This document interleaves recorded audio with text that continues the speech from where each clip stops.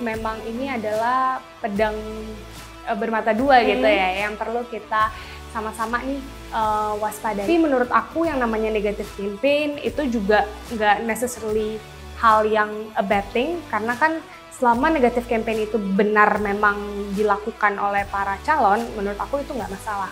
Ini orang benar-benar diusir terpaksa karena konflik di negaranya, mereka nggak punya tempat untuk berasa aman, jadi mereka mencari gitu, dan sampailah ke Indonesia, diusir atau mereka dilarang untuk mendapatkan tempat aman. Itu kan kita seperti tidak memperlakukan mereka seperti manusia. Hidup di era digital bagi para pengguna media sosial memudahkan kita untuk bisa dapetin banyak informasi, data, sampai opini. Tapi di tengah kemudahan pasti ada tantangannya nih smart viewers. Kita harus mampu menyaring dan menganalisis informasi itu supaya kita nggak terjebak sama informasi yang menyesatkan. Caranya adalah dengan berpikir kritis. Nah, episode ini Gina Raihana, founder Empower Indonesia, punya tips untuk smart viewers di sini. Halo Smart Viewers, selamat datang di Good Talk di Binus TV sebagai digital content creator kampus pertama di Indonesia. Smart Viewers, hari ini aku ditemenin sama Gina Raihana. Kita sapa dulu kali ya Ginanya. Halo Gina. Halo Anissa, halo Smart Viewers. Halo Gina, sebelumnya terima kasih udah mau mampir ke Binus TV. Terima kasih juga sudah mengundang. Iya, apa kabarnya? Alhamdulillah baik. Anissa apa kabar? Aku juga baik. Aku kepoin kayaknya kamu lagi punya kesibukan, beberapa kesibukan. Kalau boleh diceritain ada apa aja tuh? Mungkin yang lagi aku sibuki sekali itu ada di organisasi aku sendiri, Empower Indonesia. Empower Indonesia. Nanti kita ngobrol juga ya tentang boleh. Empower Indonesia ya. Nah, Smart Viewers, ini Gina ini dulunya kuliah di FHUI ya, Fakultas Hukum Universitas Indonesia. Kalau boleh tahu kenapa ambil hukum, memang udah pengennya hukum dari dulu atau gimana? Pertama sih aku karena terinspirasi dari ayahku yang lulusan hukum UI juga, dan selain itu juga aku suka sih sama skill-skills yang relevan yang diajari di Fakultas Hukum itu sendiri, seperti berargumen, berpikir kritis, sesuai juga sama topik kita hari ini, dan skill-skill lainnya yang menurut aku cukup relevan juga dalam kehidupan sehari-hari. Karena kita akan ngebahas tentang berpikir kritis ya. Iya. Gitu, ala generasi muda gitu, khususnya dari sudut pandang seorang Gina. Tapi fun fact lainnya aku kepoin di IG-nya Gina dulu sempat ikut paskib juga ya? Iya, betul. Di DKI Jakarta. Di Provinsi DKI Jakarta. Provinsi DKI Jakarta. Oh, bisa kalau anak paskib itu mental dan kedisiplinannya sangat ditempa banget. Amin. Ya. Sangat ditempa, iya. Selain dijemur ya. Iya, itu juga. Dijemur, diterik matahari gitu. Tapi kita langsung geser nih ke topik obrolan kita hari ini ya. Tadi kan udah di spoiler dikit sama Gina tentang berpikir kritis nih Smart Viewers. Karena kan yang kita tahu nih di era yang serba digital, khususnya para pengguna sosial media gitu, kalau mau cari informasi, data, atau mungkin opini dari seseorang itu kan sangat mudah ya. Hitungan detik saat ini kita mau, saat ini kita cari, langsung dapet gitu. Berbeda sama kalau dulu kan mungkin terbatas ya, gitu di media cetak ataupun di TV rumah gitu. Kalau sekarang kita ketik langsung tersedia gitu, langsung dipaparin. Nah, tapi ada yang jadi tantangan kayaknya Gina ya. Gimana cara kita nih ngefilter mana sih informasi atau data yang kredibel gitu atau yang selayaknya bisa kita konsumsi. Menurut Gina setuju nggak sih dengan pandangan itu atau Gina punya pendapat lain? Iya, aku cukup setuju sih dengan pandangan tersebut. Dengan rise of technology, of course banyak hal-hal positif, tapi at the same time itu banyak hal-hal negatif yang kita juga harus waspadai gitu. Misalkan dari sisi positifnya, tentu kita bisa mengakses informasi itu lebih cepat, dan kita juga bisa tahu misalkan apa yang terjadi di ujung dunia sana, detik sekarang pun saat itu pun terjadi gitu kan ya. Banyak live streaming di daerah konflik, yang membuat kita juga lebih aware of what's happening around the world. Dan menurut aku itu sisi positif yang mungkin sebelum adanya teknologi tuh nggak bisa kita nikmati gitu kan. Tapi at the same time yang kayak aku udah bilang dan juga Nisa udah bilang, kalau ada sisi negatifnya sendiri. di mana banyak informasi-informasi yang kurang akurat, yang bisa misleading, sehingga mungkin dapat menimbulkan kebencian dari satu etnis sama etnis lain, atau misalkan membuat orang itu menjadi lebih tidak bisa menerima informasi secara komprehensif, sehingga saat dia menilai sesuatu juga jadi kurang baik gitu kan. Jadi menurut aku memang ini adalah pedang bermata dua gitu ya, yang perlu kita sama-sama nih waspadai, terutama generasi muda, sehingga kita bisa lebih bijak lagi dalam menggunakan teknologi dan sosial media. Iya, penting banget buat kita bijak menggunakan dan menerima informasi juga ya. Gitu, karena harus rajin-rajin juga cari banyak referensi gitu. Iya, betul. Untuk dicari lagi kebenarannya seperti apa gitu ya. Jadi jangan juga langsung terbakar emosi. Nah, biasa kalau di Twitter sering ramenya kayak gitu ya. Gitu, udah tersulut emosi terus tanpa cari tahu sumbernya langsung jadi kemana-mana gitu. Nah, ini beririsan juga sama yang aku mau pengen tanyain ini. Ini detik aku paling kepo nih. Aku mau nanyain pertanyaan ini. Kalau sekarang kan lagi ada dua situasi ya, yang lagi happening banget di tengah masyarakat Indonesia nih, Gina. Yang pertama ada pemilu ya di 14 Februari 2024 pas di hari Valentine, pemilu serempak gitu. Dan yang kedua ada kasus tentang pengungsi Rohingya, masyarakat Indonesia. Nah, aku pengen tahu dan Smart Viewers pengen tahu nih pandangan seorang Gina terhadap situasi dua itu. Tapi biar obrolan kita lebih detail gitu, lebih mengkerucut, aku pengen nanya dari sudut pandang hak asasi manusia. Kan kalau yang kita tahu HAM kan melekat kepada setiap individu ya. Bahkan sejak mereka ada di dalam janin gitu. Betul. Nah, untuk kasus pertama dulu nih. Untuk situasi pertama dulu nih, Gina, tentang pemilu, ya kan. Ini kan debat udah beberapa kali berlangsung ya. Banyak ini informasinya, potongan-potongan ya kan, sampai negatif campaign-nya juga banyak gitu. Sedangkan pemilu ini kan untuk yang memilih dan dipilih, ini kan melekat kepada mereka hak untuk dipilih, dan kalau kita mungkin hak untuk memilih ya, gitu. Nah, menurut Gina di tengah kecarutan mungkin negatif campaign yang ada di sosial media disandingkan dengan kan kita harus berpikir kritis ya, gitu untuk melihat segala sesuatunya, itu menurut Gina kayak gimana sih? Tentu di masa pemilu seperti ini, kita sebagai pemilih, kita ini POV sebagai pemilih, untuk mendapatkan data dan juga fakta itu penting untuk kita cek akurasinya terlebih dahulu, untuk kita cek kredibilitas dari informasi-informasi yang kita pilih. Karena ini sangat menentukan nanti konklusi kita terhadap para calon gitu tentunya kan. Bagaimana kita menilai para calon dan bagaimana kita melihat track record mereka juga gitu. Sehingga kita bisa memilih calon yang terbaik untuk Indonesia 5 tahun ke depan gitu kan. Dan menurut aku memang ini lekat sekali dengan ada relevansinya dengan hak dipilih dan juga memilih, di mana banyak yang tadi juga udah dibilang ada negatif campaign yang mungkin membuat hak dipilihnya seseorang calon tersebut itu menjadi terancam gitu kan ya ibaratnya.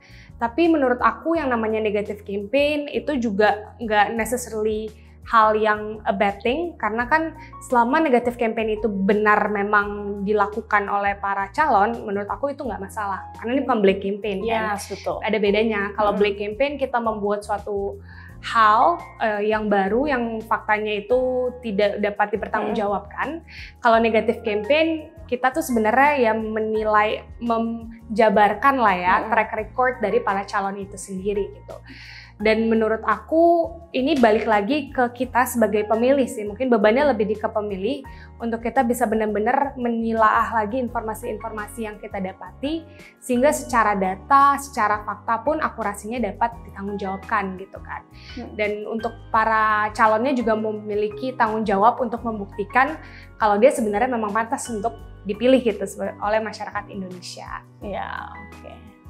Tentang negatif campaign sama black campaign ini emang irisannya tipis banget sekali tipis gitu. Banget. Jadi tapi selama itu bisa dibuktikan, misalkan calon ini pernah melakukan A terhadap daerah sekian gitu, beberapa daerah sekian di Indonesia, dan mungkin itu hal negatif ya, makanya dibilang negatif campaign. Tapi memang dia benar pernah melakukan gitu. Dan menurut aku pribadi, kita sebagai masyarakat Indonesia punya hak untuk tahu juga gitu kan. Untuk kita dapat menilai apakah hal tersebut bisa kita toleransi kah gitu. Pasti kan semua orang pasti ada kesalahannya di masa lalu, ada juga kebaikannya tentu. Jadi dengan adanya data, fakta, dan negatif campaign itu, menurut aku itu membantu kita untuk bisa menelaah lagi. Jadi calon mana yang memang paling tepat untuk kita pilih. Berarti tadi balik lagi harus rajin-rajin cari informasi sumber lainnya juga ya, untuk dipastikan, karena jangan sampai hoax juga. Nah, hoax kan kaitannya sama black campaign tadi kan. Betul. Gitu. Nah, keputusannya tetap balik lagi ke smart viewers yang menonton gitu. Yang penting referensinya, sumbernya harus valid. Kayak gitu, dan jangan gampang terbakar emosi juga kali ya, tersulut emosi, terus yang banyak sih ikut menyebar sesuatu yang nggak valid tadi gitu, jadi makin runyam gitu kan. Jadinya kalau misalnya lagi ketemu sama temennya, mungkin jadinya debatnya debat kusir gitu, nggak akan temu ujungnya. Oke, itu tadi tentang pemilu ya. Aku mau geser ke yang kedua, yang masih jadi perbincangan juga gitu di sempat happeningnya kan di akhir tahun kemarin, tapi sampai sekarang masih happening, adalah kasus pengungsi Rohingya, masyarakat Rohingya. Nah, ini let's say cukup sensitif ya. Jadi berpikir dulu, masyarakat Rohingya sebagai manusia kan melekat kepada setiap mereka hak untuk hidup sama kan, seperti kita. Yang namanya HAM pasti universal. Yes, betul. Dan itu udah diatur juga ya di konvensi internasional gitu. Tapi ya banyak kubu ya, bisa dibilang kayak gitu, banyak kelompok yang berbeda pandangan soal bagaimana Indonesia bisa menerima pengungsi dan lain sebagainya. Menurut seorang Gina melihat kondisi seperti itu kayak gimana, Gin? Menurut aku sekarang ini Indonesia banyak lagi mendapatkan tantangan lah ya, menurut aku, untuk melihat seorang pengungsi atau masyarakat Rohingya ini gitu. Banyak miskonsepsi yang sangat misleading menurut aku terhadap kelompok tersebut, karena kalau kita ngomong konteksnya mungkin secara general aja ya, pengungsi untuk teman-teman smart viewers di sini itu adalah kelompok orang atau seseorang atau sekelompok orang yang dipaksa keluar dari negaranya. Mereka nggak punya pilihan lain untuk bertahan hidup, gitu. Jadi kalau teman-teman di sini punya mindset seperti itu, pasti miskonsepsinya nggak bakal negatif dari awal. Kan? Ini orang benar-benar diusir, terpaksa karena konflik di negaranya. Mereka nggak punya tempat untuk berasa aman, jadi mereka mencari gitu, dan sampailah ke Indonesia. Dan menurut data pun Indonesia nggak yang paling banyak ya untuk di kasus Rohingya. Masih ada negara-negara lain seperti Thailand, Malaysia juga. Jadi ini menurut aku kalau kita punya mindset dari awal, udah melihat kasus tersebut seperti itu, pasti kita nggak akan tega lah ibaratnya untuk memperlakukan mereka tuh berbeda. Seperti layaknya bukan manusia gitu kan. Kalau misalkan mereka diusir atau mereka dilarang untuk mendapatkan tempat aman, itu kan kita seperti tidak memperlakukan mereka seperti manusia. Dan ini sangat sensitif dan sangat close to my heart juga kasus pengungsi, karena dulu aku sempat ngajarin juga pengungsi yang datang di Indonesia. Ya, sehingga mereka bisa lebih berintegrasi lagi ke masyarakat. Karena mereka tuh mostly nggak bisa bahasa Indonesia dan nggak bisa bahasa Inggris gitu. Mereka tuh cuma bisa bahasa negaranya mereka gitu. Dan kita pun kan mungkin dari Arab, bahasa Arab itu kita tidak fluent gitu kan. Jadi tantangan mereka aja dari start bahasa untuk bisa berintegrasi ke masyarakat itu cukup besar. Dan lagi aku juga pernah dengar cerita langsung orang pengungsi, gimana mereka benar-benar berjuang untuk bisa mendapatkan kartu pengungsi dari UNHCR. Dan gimana mereka tuh aku sempat nanganin kasus juga mereka dianiaya gitu oleh masyarakat. Dan menurut aku hal awalnya, akar masalahnya tuh karena kita sebagai masyarakat nggak melihat mereka sebagai another human being that must be protected and respected as well gitu. Jadi menurut aku tuh hal yang aku mau kasih fundamental understanding kali ya buat teman-teman smart viewers. Dan kalau untuk yang kasus di Rohingya di Indonesia, menurut aku ini sangat disayangkan sekali gitu. Terutama apabila pelakunya itu adalah mahasiswa sendiri gitu kan. Karena sebagai mahasiswa kita tuh ada istilahnya, kita nggak boleh jadi seperti rumah gading gitu ya, nggak boleh kayak cuman tinggi di atas sana, nggak terjun langsung ke masyarakat, nggak membantu, karena Tridharma perguruan tinggi pasti salah satunya adalah pengabdian untuk masyarakat. Betul. Jadi kalau kita fundamental understanding-nya tadi refugees itu adalah masyarakat juga, pasti nilai-nilai yang diterapkan di kuliah gitu ya sebagai mahasiswa, kita juga akan terapkan kepada refugees itu sendiri. Jadi kebayang alurnya ya gitu. Nah dari situ menurut aku sangat disayangkan, terutama ngelihat histori Indonesia juga, gebrakan-gebrakan reformasi, revolusi di Indonesia itu pasti dipionirkan oleh anak muda gitu. Tapi kenapa sekarang malah jadi intoleran, kenapa sekarang malah jadi tidak respect gitu kan. Jadi benar-benar mengkhawatirkan gitu. Aku pun sangat sedih sih terhadap hal tersebut gitu. Mungkin ada hal-hal yang bisa kita perjuangkan sama-sama, saling mengedukasi juga, bahwa mereka tuh juga manusia yang punya hak untuk hidup. Dan hak untuk hidup itu sangat fundamental juga. Kalau kita nggak dikasih hak tersebut, kita nggak bisa nikmatin semua hak yang lainnya. Tentu kalau kita udah meninggal kan pasti kita nggak bisa hak untuk berbicara, hak untuk beragama gitu, itu udah nggak bisa dinikmatin. Jadi that is the point gitu, kalau itu benar-benar fundamental rights that everyone has to enjoy. Iya, karena sekali lagi nggak ada dari kita yang nggak ingin punya rumah ya. Betul. Nggak ada gitu.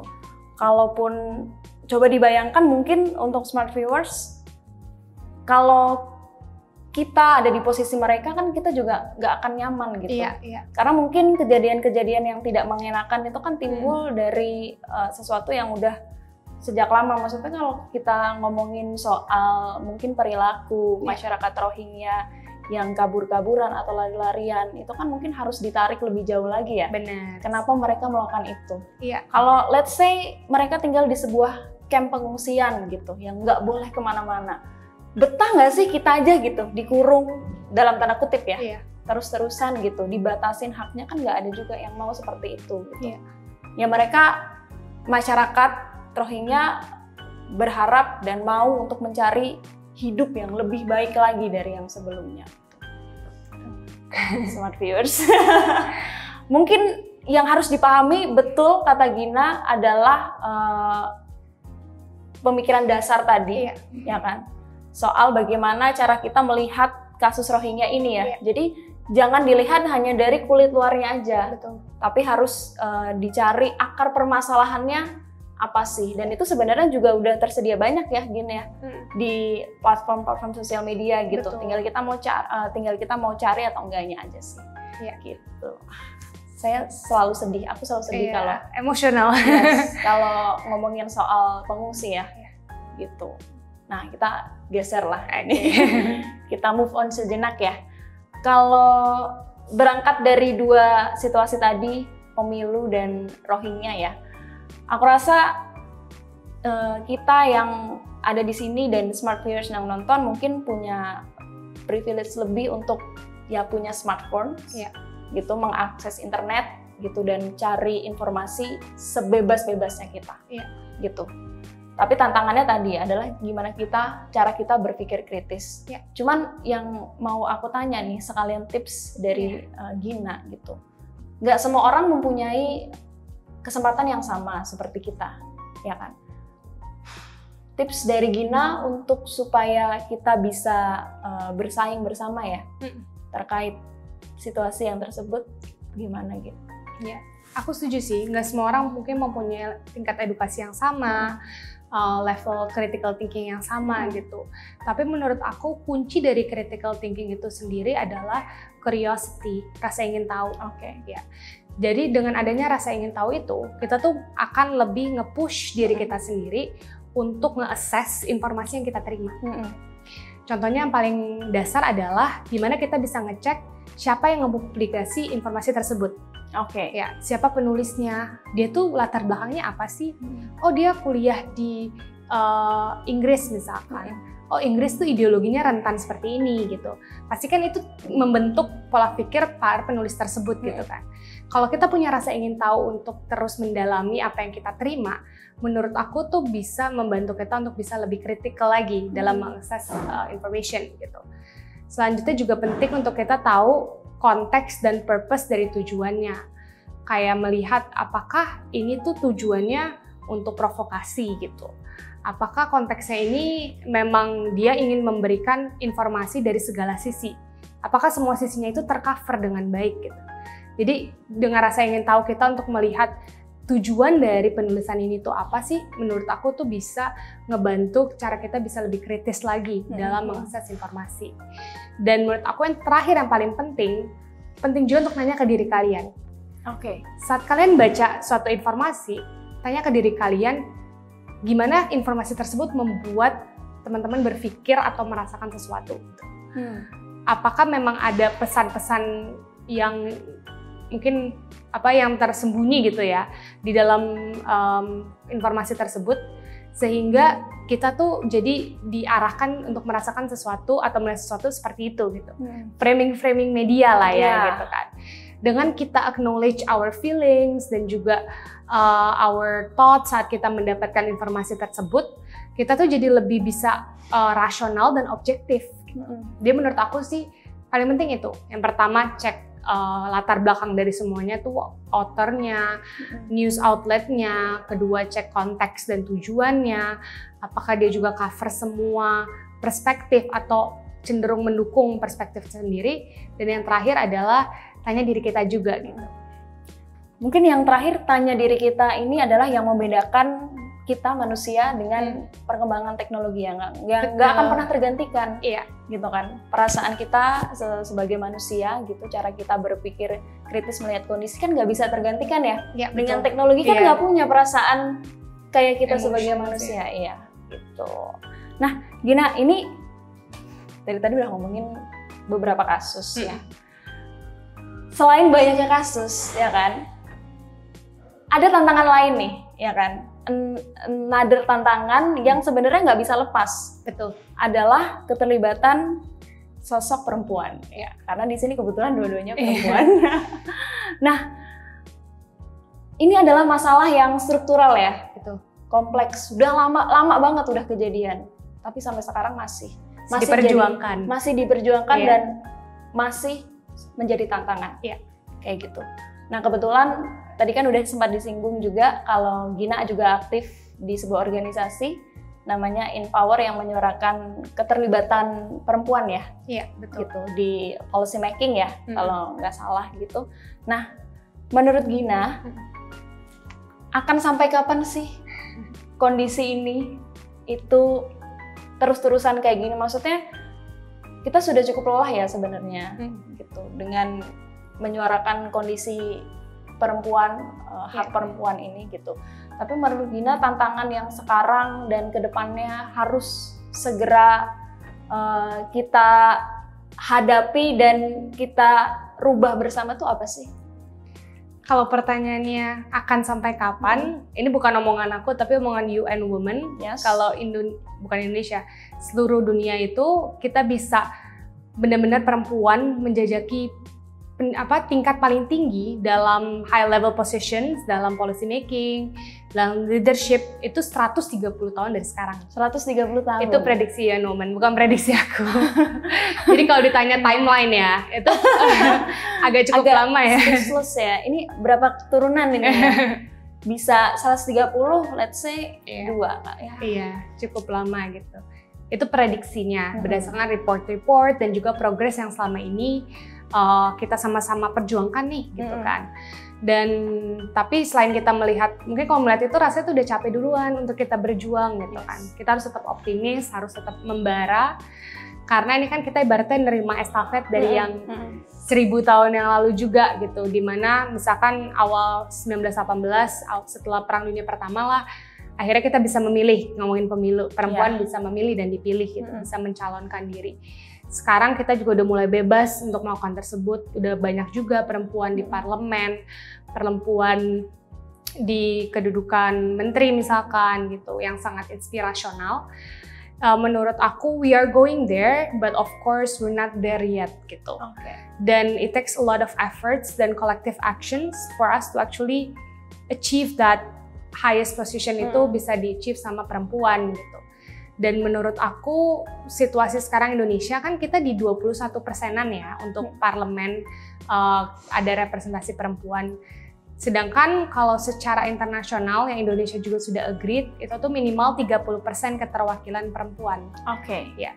Jadi secara kuantitatif kita itu memang masih di bawah threshold yang direkomendasikan gitu ya. Tapi belum tentu juga 21% itu benar-benar memiliki perspektif yang baik terhadap perempuan kan. Jadi kita nggak bisa ngelihat keterwakilan serta-merta seperti itu. Tapi kita tuh mengadvokasikan juga representasi yang substantif. Jadi saat dia duduk di parlemen nanti, dia bisa menyuarakan hak-hak perempuan gitu.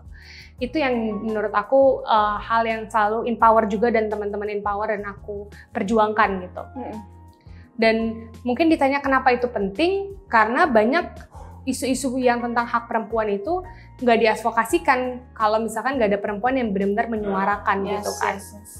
Nah, contohnya itu misalkan masih banyak kebijakan-kebijakan yang tidak berperspektif gender gitu-gitu. Jadi menurut aku itu hal yang benar-benar harus kita sama-sama perjuangkan. Karena Indonesia walaupun kita menganut 30% itu, tapi itu cuman pencalonan dari partai-partai pemilu minimal 30%. Tapi nanti yang di-elect lagi itu tergantung siapa masyarakat yang memilih gitu kan.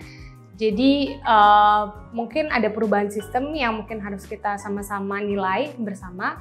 Kita juga harus tetap dampingi kebijakan-kebijakan yang tidak berperspektif gender, sehingga keduanya, para perempuan dan juga para laki-laki mengerti kalau ada beberapa hal yang diskriminatif nih gitu. Jadi menurut aku nih hal-hal yang sama-sama harus kita perjuangin bareng-bareng. Ya, dan keterlibatan itu juga bukan dari perempuan aja ya. Iya. Tapi laki-laki juga harus paham gitu. Maksudnya ini juga sering kusut ya di beberapa obrolan di sosial media gitu. Iya. Kalau misalnya perempuan harus perempuan semua kan nggak harus seperti itu gitu. Maksudnya adalah kita semua bersama-sama. Betul. Gitu. Bahwa perubahan ini tuh harus dilakukan bersama-sama gitu. Jadi jangan berpendapat kalau perempuan ya harus perempuan semua, nggak salah ya gini ya. Iya. Kayak gitu. Karena esensi dari gender equality itu sebenarnya kan equal opportunities and rights and duties gitu kan. Jadi kesamaan hak, tanggung jawab dan juga kewajiban-kewajiban yang harus dilakukan gitu. Bukan kita tuh hating men atau apa. Itu kan banyak stigma-stigma yang salah kan gitu. Gender equality is about giving equal opportunities gitu, as simple as that. Nah, dan juga saatnya berarti bagi perempuan maupun laki-laki yang membuktikan dirinya bersaing secara sehat ya, gitu. Bukan berarti saling membenci satu sama lain gitu, bukan seperti itu Smart Viewers. Nah, mungkin di penghujung episode kali ini ada yang mau disampaikan lagi oleh Gina ke Smart Viewers? Oke, untuk Smart Viewers di sana, aku tahu di sini kita Indonesia sedang banyak konflik dan juga kita di tengah pemilu. Jadi penting banget untuk semua viewers yang aku pastikan smart itu bisa lebih kritis lagi dalam mengakses suatu informasi. Kita bisa berpikir lagi apakah sebenarnya informasi itu benar, cek reliabilitasnya, sehingga kalian sebagai pengguna sistem elektronik pun juga bisa memanfaatkan internet dan mendapatkan benefits dari internet itu sendiri gitu.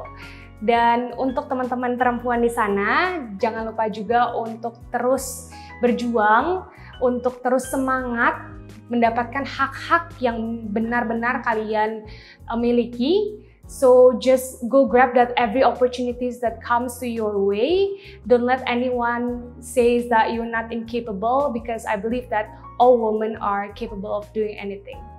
Yeay.